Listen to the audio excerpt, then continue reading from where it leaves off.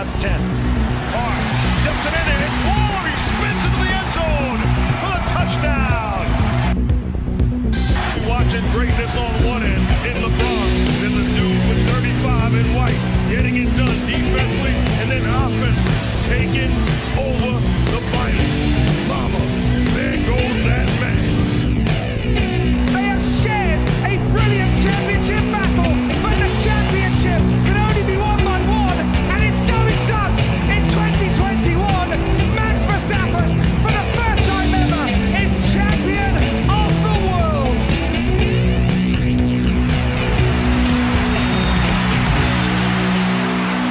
Hello, everybody, and welcome back to this week's edition of the Waterboy Experience. I am your host, the Waterboy himself, Davis McLemore, and we got a lot to cover this week. We thought we would have a few weeks off, but apparently we don't, because somebody forgot the date of the first Formula One race. So we're going to talk about all that. We've also got some NFL news to talk about. I guess I can pitch in a little bit around here. But here to help me pitch in is my good buddy, the CEO and CFO of Nye Productions, the Red Bull chugging son of a gun himself, Mr. Jason Shaddix. Jason, how are you, my man?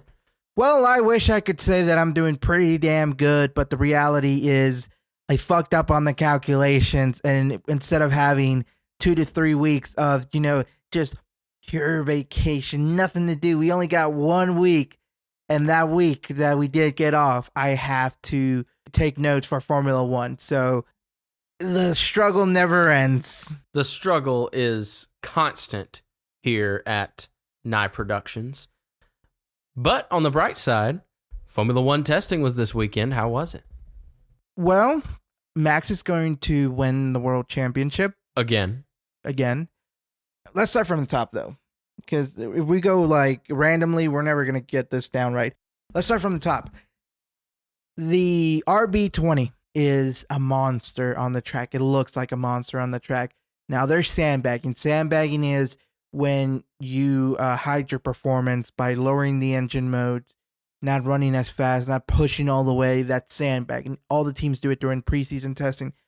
But Red Bull, from what I've been able to gather, they were running on low engine mode and they were getting pretty damn high on the time charts. Now, time charts don't matter during preseason testing because everybody's doing different stuff. So, for example, a Haas, they were running a lot of long runs. So basically they were filling up the car with as much fuel as possible, and then they were letting them go for as long as possible, and they were checking for tire degradation. How does the aerodynamic affect the car? How does it feel to the drivers? What can we make better? What could we fix? What can we change? It's all that kind of stuff. So Red Bull was doing that. Everybody was doing that. And from what it looked like, Max had the first day of preseason testing. So he was out there from the morning all the way until the afternoon when the testing ended in Bahrain. Now, early in the morning, Max was a little bit iffy. Like, you could tell he wasn't having a lot of confidence in the car. But he went in and they changed the setup, and then it was back to business. Like, he was back to 100%, and they were pushing that car. He did the most laps, more than anybody else on the grid for that day. And it was just pretty impressive, especially because when we saw the car, we finally saw the grand reveal of the RB20, everybody commented on how they've taken a lot of inspirations from the Mercedes of last year, the W14, which it's considered a failure. It was still a successful car because it got him P2 in the constructor standings, but overall, it's still a failure. It was aerodynamically, it is very draggy. It doesn't give them the speeds they need in the corners. And they were just suffering all year. And they kind of ditched that concept this year. Now, this year, the W15 looks completely different. It looks more like a Red Bull. And then Red Bull started to look more like a Mercedes. And a lot of people are saying, well, that's Adrian Newey. He liked the concept. And he's like, okay, I like what Mercedes is doing. They're completely fucking this and up and this. Like, he's a wind tunnel in his head. Like, he can tell how the air is going to move, and he's just this master of aerodynamics. He can take the best features of the car and apply it to his own team. And since that car debuted, Adrian Newey has been looking at it. And, like, obviously they can't touch it. They can't do anything. But whenever they're out in the grid right before the race, he's looking at it, and he's just jotting down notes, looking at it. He's like, okay, I think I can make this work. And supposedly by Japan, which is going to be the third or fourth race of the season, apparently Red Bull is going to come out with the zero side pods. Well, that's a rumor. It's not 100% confirmed, but the way the side pods are going, they keep on getting smaller and smaller, and it looks like the Mercedes W13 where they had no side pods.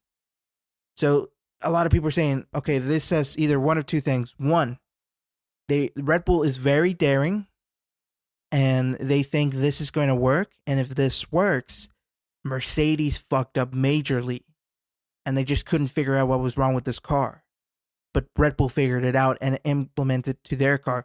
Or it could say the current RB19, which is like last year's car, that's the benchmark, okay? And what they're saying is, okay, so if they're not just upgrading the car, but completely changing it, evolving it into its next phase, which right now everybody is mostly upgrading their car, they're not evolving. But Red Bull evolved. So now they're saying, okay, so does this mean that Red Bull hit the limit of what they can do with that concept? And because they hit that limit, Adrian Newey said, all right, let's change it to the W13, what it was, because that has more potential to be even faster than the concept that I came up with and that everybody's been copying. And that basically means that everybody took 2 steps ahead, and then Red Bull completely took 5 steps ahead of them. Stepping over the entire grid. Yes, because they were catching up to them towards the end of the season. Yeah. And I think that's what they're trying to avoid. They don't want that. So now they're trying to, it's great, but, you can always make the car faster. You can make it lighter. You can make it more durable. And I told you this while we were coming to your place. If you look from certain angles, the RB20 kind of looks like Max Verstappen is piloting an X-Wing just because of the big sort of bulbous inlets behind him. It just looks like the X-Wing engines. You know what I'm talking about? Yeah. So I think that's cool. But at the same time, Adrian Newey could fuck up and completely mess up, and then that car is a drizzling shit. I highly doubt it. I think this car is going to be something. I don't know if it's going to be as quick as the RB19, because the RB19 was the best Formula One car ever. Yeah. A guy like Adrian Newey, you got to trust him a little bit. You got to admit, we're not that worried because he knows what he's doing. Exactly. Now, somebody you cannot trust with anything. Alpine. Oh, man. So rumors came out, well, not rumors, but it is being said that the paddock was talking about how Alpine's car, because they're one of the teams that also evolved their car, but it looks like it was they devolved rather than evolved, because apparently the car is heavy. Aerodynamically, it is very draggy. It is not quick in the corners. I've seen some people online saying it looks more like a Formula 2 car. It does. Yeah. It really does. So here's the thing. Everybody is basically upgrading their car, so they understand the key concepts of their cars, even though it's basically a Red Bull. Alpine and Mercedes are sort of in the same hole because they changed their concept, even though it's still somewhat reminiscent of the Red Bull. It's a completely different car. So now they're having to start almost from scratch. Like, they have to understand the car again, see what works, what doesn't. And it's not just like, okay, let's try this new upgrade to make it even better. No. It's like, we have to understand this from the ground up.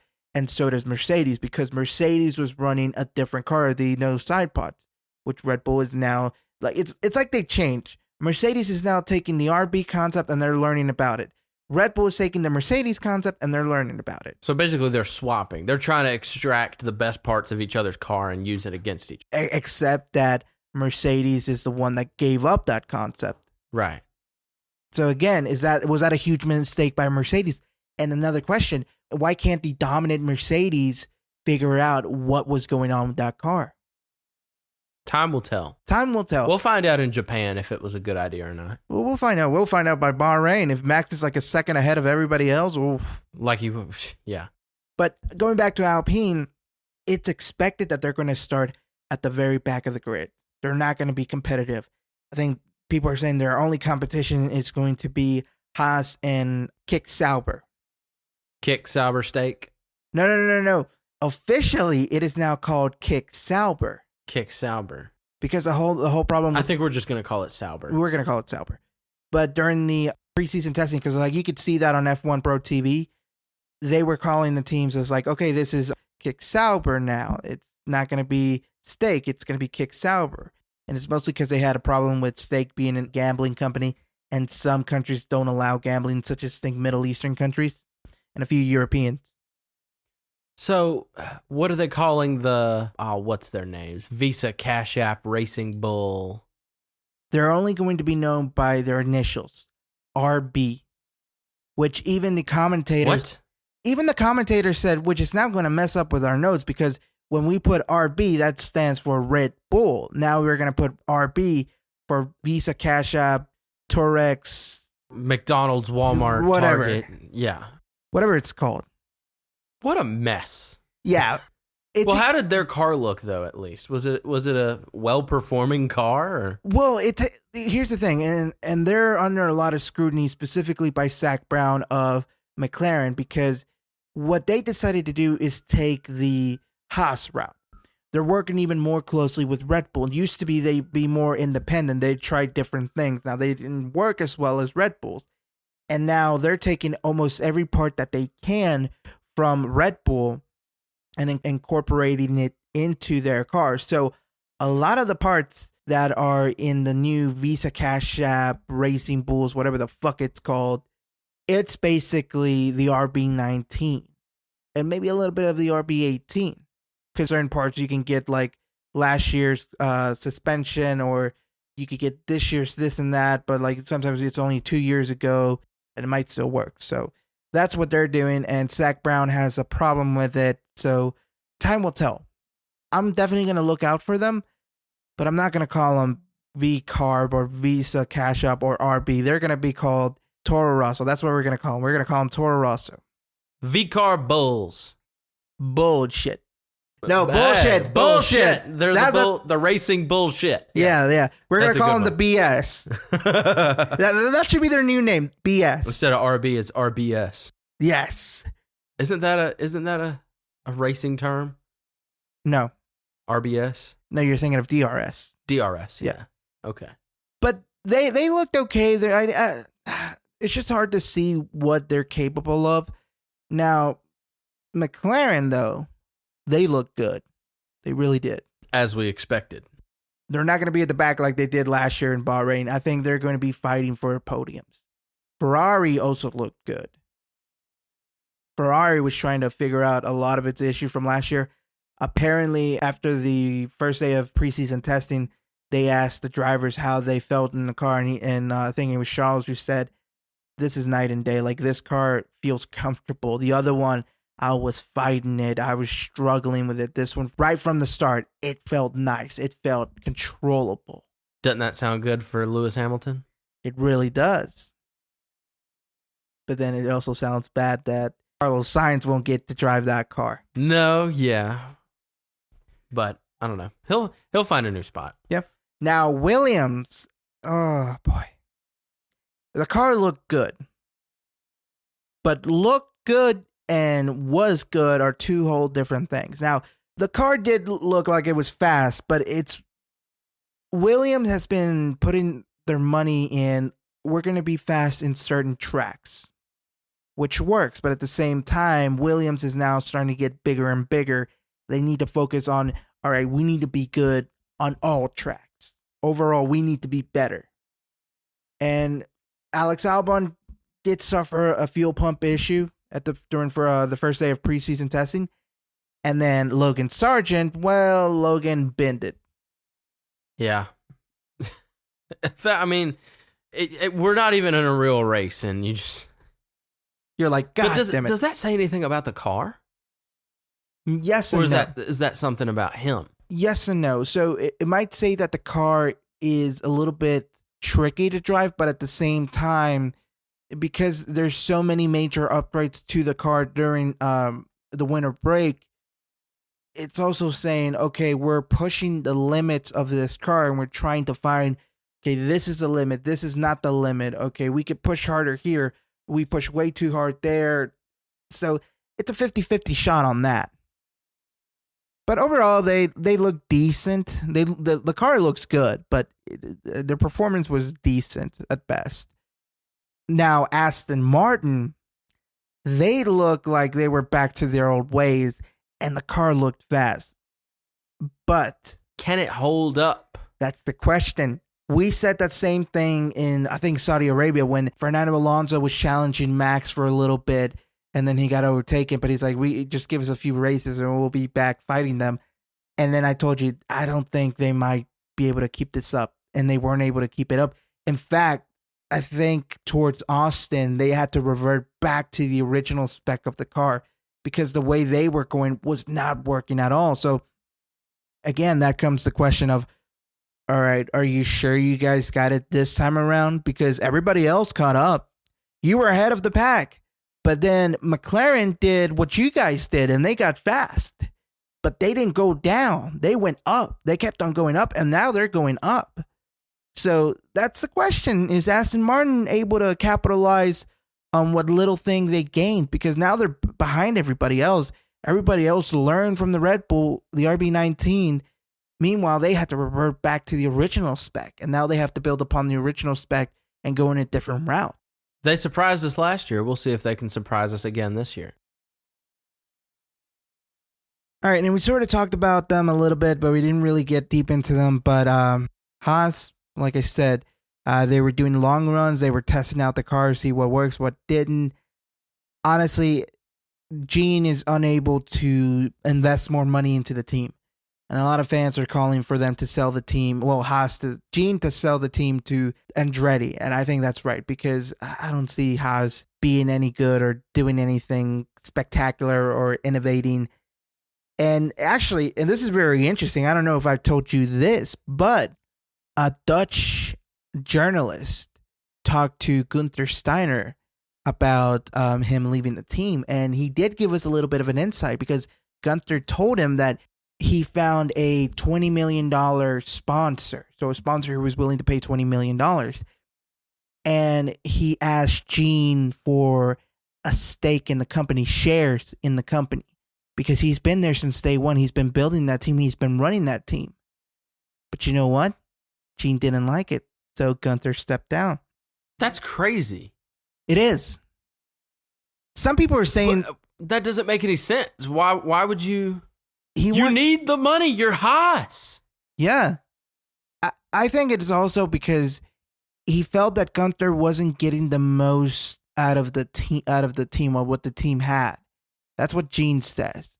And that's what Ao, who's the team principal, also said, because he says that a lot of people were bullshitting Gene. And Gunther was like the final man.